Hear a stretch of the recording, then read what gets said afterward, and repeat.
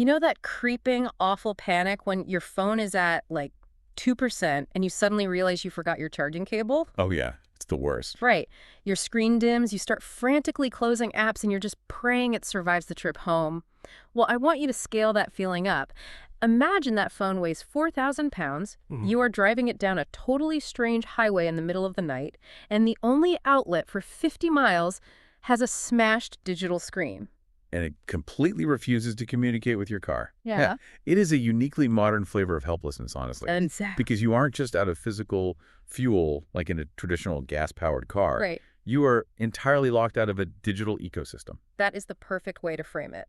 Welcome to today's deep dive. We're unpacking the chaotic, really rapidly evolving reality of electric vehicle charging in 2026. It's a messy reality right now. It really is. I mean, for a decade, the massive barrier to EV adoption was range anxiety, Yeah. this persistent fear that the battery simply couldn't hold enough juice to get you where you needed to go. But, you know, automotive engineering has largely solved that part. The batteries themselves are incredibly capable now. Yeah, exactly. Today, we're dealing with a totally different beast, which is charge anxiety. Right. It's the anxiety of not trusting the actual infrastructure waiting for you at your destination. And to make sense of where we actually stand for you guys listening, we are pulling from a massive stack of 2026 intelligence today. We've got a lot to cover. We really do. We're dissecting a major Harvard Business School study that used artificial intelligence to analyze 1 million driver reviews.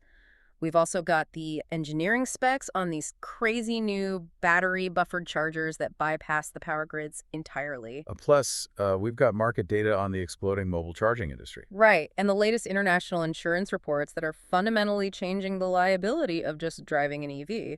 By the time we're done today, you're going to understand why the public good is basically buckling under the pressure. And you'll hear about the extremely clever off-grid tech stepping in to rescue stranded drivers. And maybe most importantly, why running out of power in certain extreme climates could now instantly void your vehicle's warranty. Yeah, that part is wild. I mean, the overarching theme in all these sources is really just friction. Friction, right? The technology inside the vehicles has vastly outpaced the physical reality of the utility grid.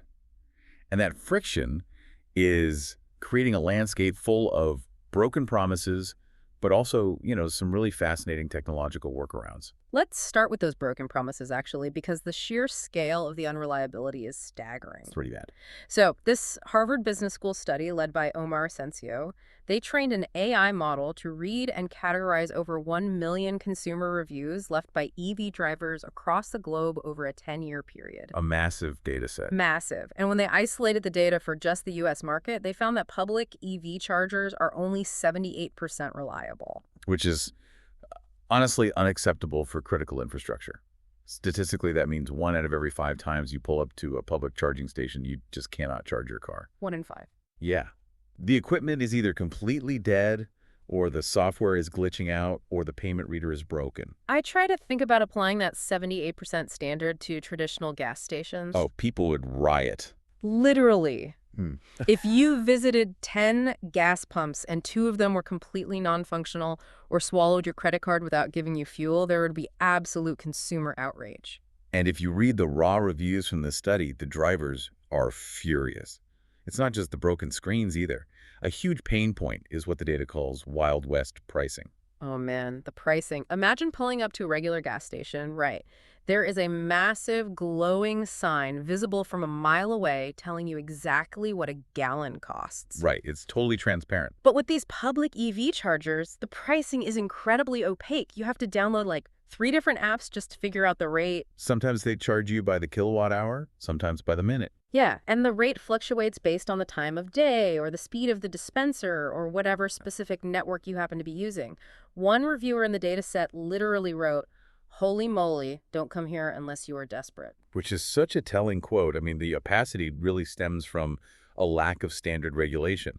Gas stations have strict weights and measures laws dictating exactly how prices are displayed. But the EV charging market is still operating in this sort of regulatory gray area in many states. Exactly. And beyond the financial shock, drivers are constantly fighting physical obstacles too, like the phenomenon of getting IC'd. ICEs, meaning an internal combustion engine car, so a traditional gas vehicle, is Oh. just parked in the dedicated EV charging spot. Yeah, and the drivers in the study talk about this constantly. Sometimes it's a genuine mistake because of poor signage, but a lot of times it's intentional, which just adds to the cultural growing pains of this whole transition. It's so frustrating. And, if you aren't dealing with broken hardware or blocked spots, you might find yourself in a charging desert.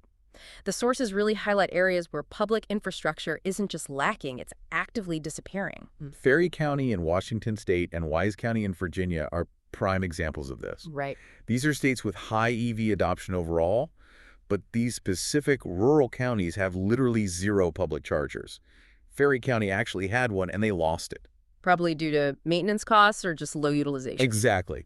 But it creates a massive hurdle. I mean, how do you convince someone living in that community to buy an electric vehicle when the most basic infrastructure is retreating from their town? You can't. And this points to a severe bottleneck at the policy level. S&P Global Mobility estimates the U.S. needs roughly 1.2 million Level 2 chargers by 2027 just to support the vehicles currently hitting the road. That is a staggering number. It is. So to help hit that target, the federal government created the NEVI program, the National Electric Vehicle Infrastructure Program. Right, and they funded it with $4.4 billion. But by early 2026, states had spent a mere 2% of that money. 2%. That's only $94 million deployed. I have to ask, why is it so hard to give away $4 billion? Bureaucracy, primarily. I mean, states are completely bogged down in complex environmental reviews, plus disputes with local utility companies over who pays for grid upgrades. Ah, the red tape. Yeah, and massive supply chain delays for the high-voltage hardware itself. And now, with recent federal budget resolutions threatening $500 million in cuts, the 2026 funding is in serious jeopardy. So the public network is unreliable, the pricing is a total mystery, and the government funding is basically trapped in red tape. Pretty bleak summary, but yes. But the sources do highlight one massive, glaring exception to all of this, and that's Tesla's supercharger network. The operational contrast is almost absurd. It is an entirely different ecosystem.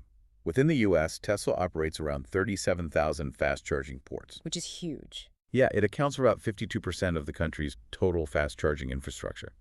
And their uptime is just legendary. Look at the Thanksgiving data. The data shows that over the 5-day Thanksgiving holiday in 2025, the supercharger network handled 2 million charging sessions. 2 million. And without any significant gridlock or systemic failures. During the heaviest travel week of the entire year, the reliability is so undeniable that the rest of the industry basically just surrendered. They really did. Major automakers like Ford, GM, Rivian, they threw in the towel on the old bulky plug designs. Right, and now they're standardizing around Tesla's connector, which is now officially dubbed the SAE J3400 standard, or NSCS. From an engineering standpoint, the NSCS connector is just simply superior. It's lighter, the form factor is far more ergonomic. Yeah, you can easily manipulate it with one hand, even in freezing temperatures. Exactly. But most importantly, having that port grants you native access to a network that actually functions. But let's pause and talk about the millions of people who already own older EVs, because their cars have the legacy CCS port, the combined charging system. It's that massive double-barreled plug. Right, the old standard. There is this persistent narrative out there that these drivers don't need to worry because they can just buy a physical adapter, click it onto their old CCS port, and instantly enjoy the Tesla network. Yeah, that's the marketing spin. But reading through the engineering specs, slapping a plastic adapter onto a high-voltage cable is incredibly risky. It's just a heavy, high-voltage dongle. Pushing 250 to 350 kilowatts of power is not like plugging a USB adapter into your laptop. We're talking about grid-level electricity. Exactly. You're taking the power equivalent of a small neighborhood and forcing it through an extra physical connection point. And every time you introduce a new mechanical connection, you introduce electrical resistance. And if the metal contacts inside that adapter are even slightly worn or dusty or misaligned, that resistance turns into pure heat. Huge amounts of heat. In the middle of a blistering summer, pushing 350 kilowatts through an adapter creates massive thermal risks at the connection points. It can get so hot that the station's safety sensors will drastically throttle the charging speed to prevent a meltdown. Or the system will just fault out entirely and stop charging. That thermal reality destroys the illusion that adapters are a permanent fix. They are a temporary bridge at best. Exactly. The long-term solution is native hardware.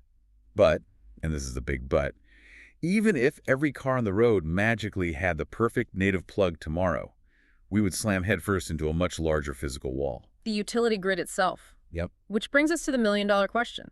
If there is so much consumer demand and the current networks are unreliable, why aren't charging companies just dropping 350 kilowatt fast chargers on every single street corner? Because the local power lines literally cannot supply that much instant energy. It's just not there. So what does it actually take? Well, installing a multi-stall fast charging station requires upgrading the local utility connection.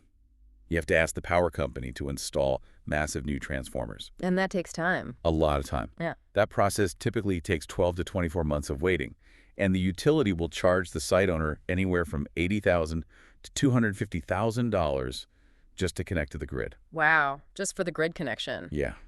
That staggering upfront cost and delay kills thousands of potential charging sites before ground is ever broken. But looking through the newer tech profiles, human ingenuity is kind of finding a way around the utility companies. Oh, absolutely. The engineering specs on these new battery-buffered DC fast chargers are just brilliant. Yeah. Let's look at the units built by a company called Evason. They've figured out how to completely bypass the need for a massive grid upgrade. The mechanics of it are incredibly elegant. Imagine a rural site, maybe a small highway cafe, that only has a modest 50 kilovolt ampere grid service. Okay, so pretty standard small business power. Right. If you plug a fast charger directly into that, you'd instantly blow the local transformer. But a battery-buffered system changes the flow of energy entirely. How so? The modest 50 kilowatt grid connection is used to slowly, continuously trickle charge a massive internal lithium iron phosphate or LFP battery pack that's housed inside the charger itself. Oh, I see. So it just sips power from the local grid all day and night. Exactly. It sips slowly. But when an EV pulls up and the driver plugs in, the charger completely ignores the grid. It bypasses it. Yes, it takes all the stored energy inside its own internal battery and blasts it directly into the car at anywhere from 150 to 360 kilowatts. That's incredible. The driver gets an ultra-fast charge and the local utility lines never even notice. Oh, a blip. There's a fantastic real-world case study in the sources from Central Europe about this. Oh, the highway cafe. Yes. So a rural highway cafe wanted to offer fast charging to attract road trippers. The local utility quoted them 180,000 euros and a 22-month wait time to upgrade the substation. Nearly 2 years of waiting. Instead, the cafe owners bought a 215 kilowatt-hour battery-buffered charger for 94,000 euros. They had it installed, permitted, and running in just 11 weeks. That is a massive difference. And the data shows it easily handles 14 charging sessions a day with zero queuing. The speed of installation is obviously a huge win, but the hidden financial return is even more compelling here. Really? How so? It comes down to how commercial electricity is built. Businesses don't just pay for the total energy they use, they pay what are called demand charges. I've heard of these. They're pretty brutal. Very brutal. They are punitive fees based on their highest single spike in power draw during the month. Those demand charges can actually account for 40 to 60% of a commercial site's entire electricity bill. So the utility essentially fines the business for suddenly demanding a massive amount of power without warning. Exactly. But a battery buffer eliminates that spike entirely. Because the station only ever sips that steady 50 kilowatts to refill its internal battery, the site's peak grid draw drops by up to 67%. That is a huge reduction. It is. That reduction can save a busy charging location up to $36,000 a year in demand charges alone. The economics are so strong that the internal battery essentially pays for itself. I was reading through the technical limitations, though, and this sounds too perfect. I mean, what's the catch? The physics eventually have to catch up with you, right? Yeah, you can't cheat physics. The catch is the lifespan of that internal buffer battery. Every time the station blasts power into a car and then refills from the grid, that counts as one cycle. And cycling constantly degrades lithium chemistry. It is a hidden thermal degradation issue that, frankly, the sales brochures tend to gloss over. Yeah, the math is brutal. Right, if the site is moderately busy and that internal battery cycles fully once a day, it should last about 16 years. Which is pretty good. It is. But if it's a popular highway, stop doing 2 or 3 heavy cycles every single day. The physical stress cuts that lifespan down to just 5 to 8 years. Wow, meaning the site owner has to replace a massive, highly expensive commercial battery pack in less than a decade. Yeah, and the degradation curve accelerates violently if the internal thermal management isn't robust. The cooling system. Exactly.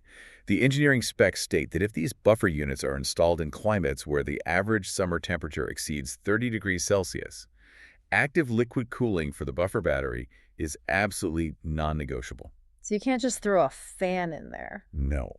If a site owner tries to save money by skimping on the cooling systems, they could easily see a 40% capacity loss in just 5 years. Ouch. So, okay, battery buffers are a brilliant solution if you can actually make it to the station. Keyword, if. Right.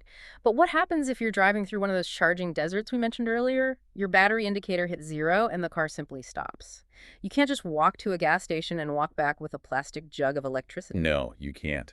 That physical limitation has spawned an entirely new industry in 2026, which is the mobile charging boom. I find this fascinating. The concept is so simple. If you can't reach the station comes to you. The U.S. mobile charging as a service, or KaaS market, is projected to hit $425 million by 2030. It makes sense. I mean, the demand is definitely there, considering 16.7 million EVs were sold globally in 2024 alone. Absolutely. It's basically the AAA jerry can of the electric era.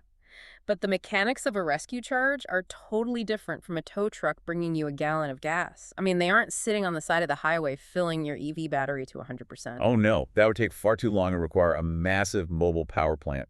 The strategy here is purely a recovery charge. Just to get you moving again. Exactly. The goal is to deliver just 8 to 10 kilowatt hours of energy, which translates to roughly 25 to 40 miles of driving range.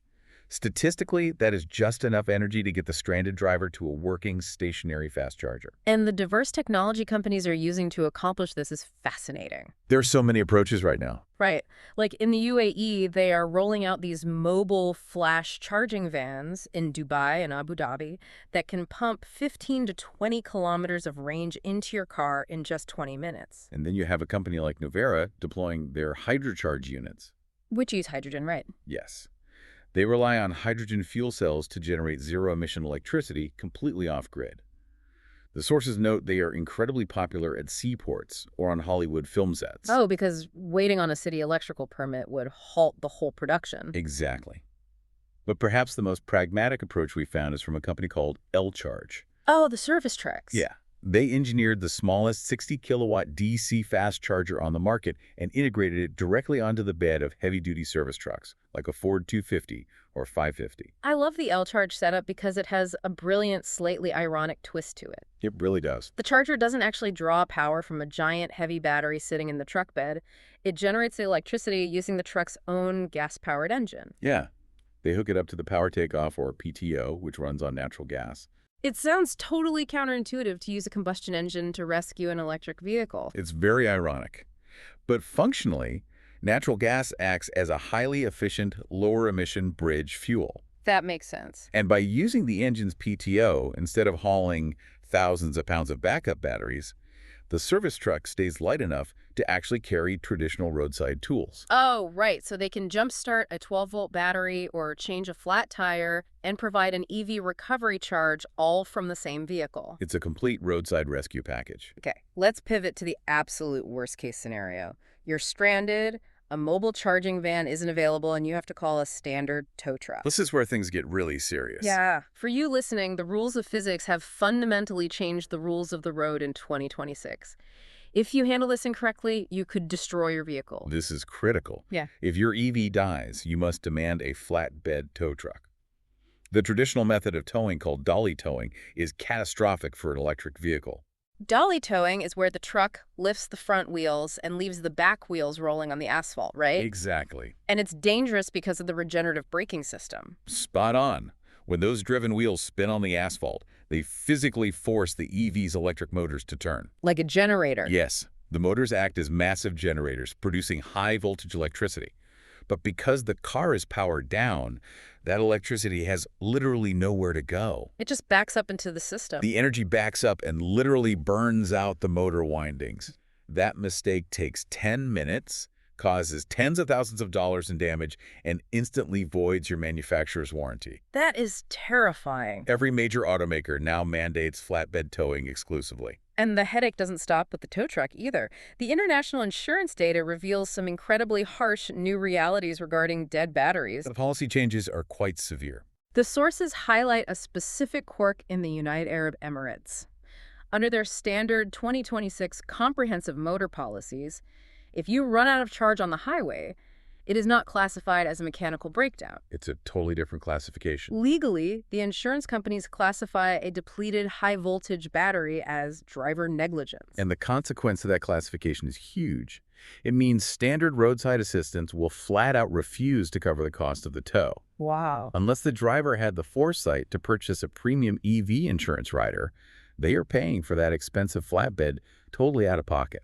I was reading the environmental data from the UAE's own Ministry of Energy and Infrastructure, and calling it negligence feels completely unfair. I mean, it feels like the insurers are just exploiting a chemical limitation. How so?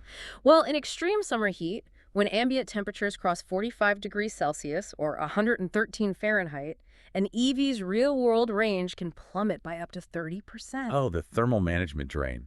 Right. The car has to divert massive amounts of battery power just to run the AC systems to keep the battery cells from literally cooking. If a heat wave spikes unexpectedly, the dashboard range prediction algorithm becomes wildly inaccurate. So you think you're fine, but you're not. You could leave work thinking you have 40 miles of range, and the car just dies in 25. Predicting range in that heat is near impossible. I get the frustration, for sure. But the harshness of the policy really reflects a broader shift in liability. Insurers protecting their bottom line. Basically, insurers are effectively telling drivers that managing the battery's state of charge, accounting for extreme weather, and understanding the vehicle's thermal limitations are now entirely the driver's legal and financial responsibility. You simply cannot treat a battery percentage gauge with the same casual attitude as a gas gauge. No, you can't. It requires a lot more active management. Which brings us to the shifting economic landscape in the U.S., specifically how drivers are actually affording these vehicles. We have the new OBBA policy. The Onshoring Battery and Buying Benefit Act. Right. This legislation entirely scrapped the old upfront federal EV tax credit. Instead, OBBA replaced it with an auto loan interest deduction of up to $10,000 over the life of the loan, but only for vehicles assembled in the U.S. That completely rewrites the financial strategy of owning an EV. It really does.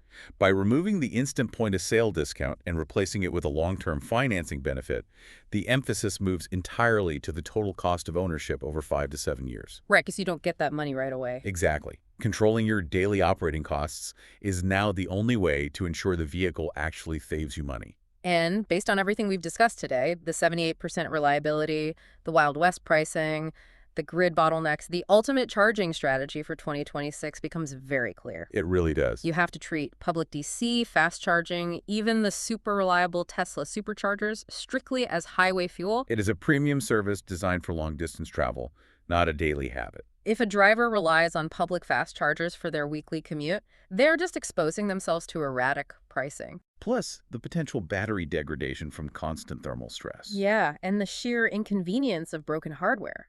The economic baseline of EV ownership absolutely requires setting up low-cost, off-peak residential charging at home. That has to be the foundation. Definitely. Well, we've spent this entire deep dive looking at the immense friction of getting power into these cars to keep them moving. It's a massive logistical puzzle. But the sources hint at a massive paradigm shift on the horizon. As millions of these massive rolling batteries hit the streets and technologies like bidirectional charging and mobile battery buffers become standard, what if the dynamic flips? We are looking at the dawn of vehicle-to-grid, or V2G integration. It's a fascinating concept. It really is.